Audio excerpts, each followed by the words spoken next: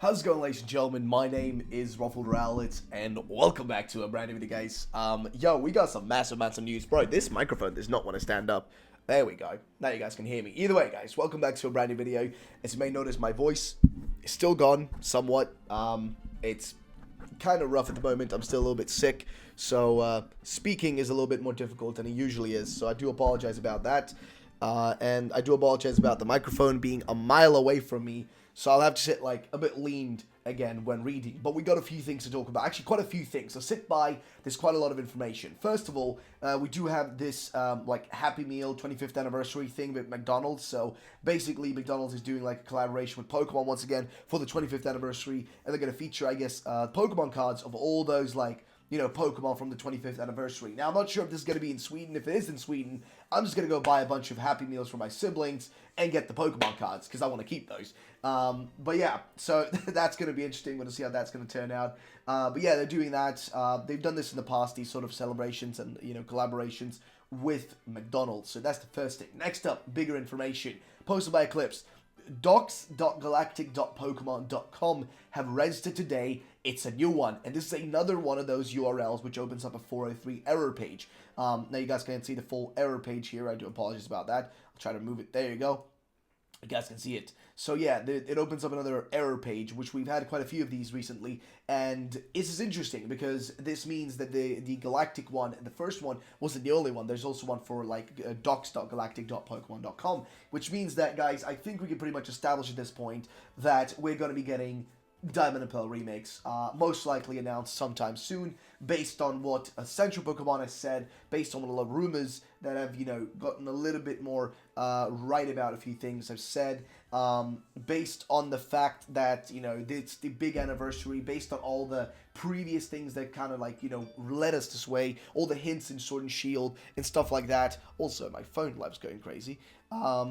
But either way, so yeah, basically a lot of things are pointing this direction is what I'm trying to say. A lot of things. Also, let's turn on some lights. I want it to be a little bit more colorful behind me, right? So I've got to turn on the lights. Either way, let's continue, shall we? So, we've talked about the website part right now.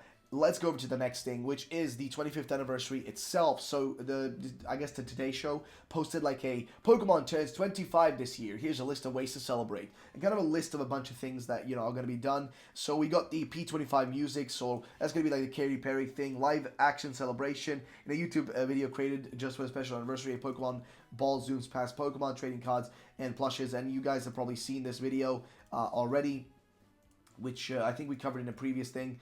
Just kind of goes through a bunch of merch. Then they go into another things like new trading cards. Trading cards getting a special 25th anniversary edition. That's going to be, of course, in the, you know, that's going to be part of, I guess the way to put it is, it's going to be part of the McDonald's thing, right? So that's where you're going to get that. Special merchandising collaborations. Loads of those merchandises are Gen 4 related.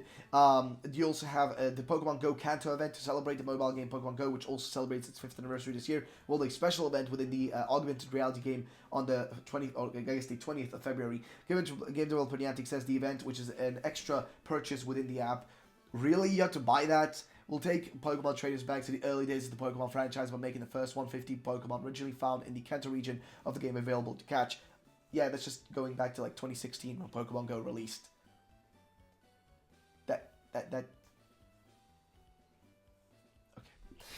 Dedicated website. Anytime during the celebration, you can head over to, parents can visit, I say parents, but you know, most of us are adults watching this, so it is what it is. But that's that. So, what do you guys think about this? You know, like, it seems like even big even big things like Today Show are like hyping up, you know, Pokemon or mentioning it and stuff like that. It seems like this year's Pokemon celebrations are going to be a lot larger than they used to be, which is always a little bit more exciting because that means we could expect bigger things to happen. So that's one thing. Next up, we have an update about Pokemon Masters, which I thought I'd just bring up because guess what? It looks like there's going to be some sync pairs of Sycamore as well as whatchamacallit, so like offers, so let's just read through this. Series update, the Give and Take event has been announced for Pokemon Masters EX, offers the sync pairs of Sycamore and Xerneas and Lysander and Yveltal. There you go. I was literally gonna confuse the names there for a second.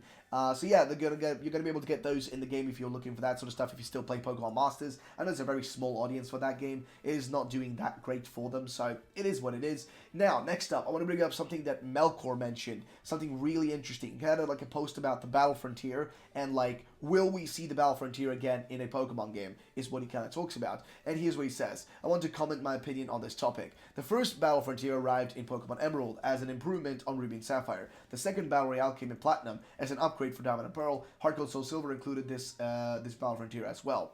Then he continues on here saying, when Omega Ruby and Alpha Sapphire came out, Game Freak included a reference to the Battlefrontier project. This is consistent as it is a remake of Ruby and Sapphire, not Emerald. However, many fans interpret it as a sign of Game Freak's lack of interest in it. Then he continues on saying here, this prompted the media to ask Shuichi Masuda about the absence of the Battlefrontier in the Omega Ruby and Alpha Sapphire games. Masuda's response was that today's gamers have many forms of entertainment and games at their disposal, so many were not going to take advantage of it. He continues on, saying, has the situation changed today? No, in fact, more and more entertainment is available. However, the Battlefrontier may be an opportunity for the supposed remakes of Diamond and Pearl to have the medium-term content in the style of max raids. So they can continue on saying here, and it is that content beyond the main game, updated online every X weeks, is a great opportunity to keep alive the interest for the next Pokemon games. Sword and Shield already do, in addition to Pokemon Go, Masters, etc., and that today's fans appreciate. And then he continues on, finishes off here. So Shuichi Masuda's argument no longer makes sense. What's more, a Battlefrontier with online updates can be a huge improvement over max raids. We'll see what happens. Remember that Diamond and Pearl did not have Battlefrontier, so the hypothetical remake might not have it either. And yeah, that is true. So I love that he brought this up. I love that he brought this topic up, because a lot of people say, Battlefrontier coming back. I want Battlefrontier. We need Battlefrontier, etc., etc., etc.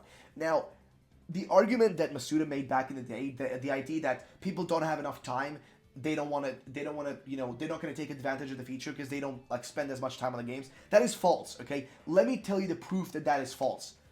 Genshin Impact. Yes, I know. I'm going to literally mention Genshin Impact. I'm playing the game. I've got a channel for the game. Check it out. Salty Paimon. Go check it out. Either way. But basically, Genshin Impact is proof that you don't, like, you can make these extra things, right? And people will play non-stop. Okay? People will play non-stop. People come back as long as you update something. So Genshin Impact as a game, once you've reached a certain point in the game, you've kind of finished and exhausted all the content. But I'm one of those people, even though I've done a lot of that, I still keep coming back and playing because they keep putting out new events, new things, new characters. Like, there's always something like new coming out or features that are added on top of, you know what I mean, that just make you come back and play more. And that's the thing that Pokemon has always lacked. Like, max raid battles are cool and all, but they're not that fun in my opinion. I feel like they can be done better. The problem with max raid battles is that you can get all the Pokemon pretty easily, that it doesn't really matter if you do the max raids to get a certain thing. If they made it like you know, more like, you know, intriguing or interesting, fair enough. Or they made it a bit more difficult to actually get something from these things, then that's fair enough. But the problem really is that there is no value there. Whereas if they did a Battlefrontier, I feel like, the way the Battlefrontier like operates and works, I feel like it's going to be much more of a challenge, and it's going to be much more interesting for people. And if you non-stop keep updating it, like every, you know, 2 months or so, you add in like new characters, like let's say the Battlefrontier starts out with like a set amount of like 10 characters or something within like one of the, you know, sections of it, right? And one of the parts you're doing. And you could be switching those characters out, right? Or you add like new features, like, oh, guess what, guys? You've had these parts of the Battlefrontier. Guess what? We're adding another event right now. For like a month, we'll have this event in here. You guys can enjoy. Like, oh, we have a Christmas event in the thing, right? Like, that is just more interesting in my opinion. Like, I feel like if you add on top of that, it's far more interesting. It's going to make people stick by longer than what they're doing right now, which is just, here's max raid battles. We'll do, you know, like, here's a new max raid you can find in the wild. Good luck, you know, have fun. You know, it's like they do one of those once in a while, and it's like, well, guess what? I could already get this Pokemon with Gigantamaxing already prior. The only thing is when you gate that content off sometimes, which, yeah, Genshin Impact does that a lot, when you gate off content, sure, but they also add in new content, right? But the issue with Pokemon is that content is already all in the game. All they do is say, okay, at this point, we'll make Snorlax available as a Gigantamax Pokemon. At this point, we'll make this Pokemon available, right? You know, it's like, it's a singular Pokemon. It's fun for like a minute, but it doesn't really last much, you know, because there is no replay value there. And that's the problem with Pokemon. It needs a bit of a replay value for you to actually come back and do a lot of things. And I feel like they can definitely do that. They can achieve that if they do the Battlefroniter and they can pull it off. Like, it doesn't even need to be perfect. If they can just pull it off the way they did it in Diamond and Pearl, sorry, not Diamond and Pearl, Platinum, and even Heart Gold Soul Silver, they should be fine. So, yeah, that's it, ladies and gentlemen. Thank you so much for watching. Do check out my Genshin Impact channel if you guys want to. It's for those who care about Genshin. I'm posting news videos over there. I actually got already three to four videos already posted. And I've got another video coming today, literally after I'm done recording this video. I'm recording a Genshin update video. So, yeah, go check out my Genshin channel. It's Salty Paimon is the name. So, thank you guys so much for watching. I'll see you on the next one. Peace out, and bye-bye, ladies and gentlemen.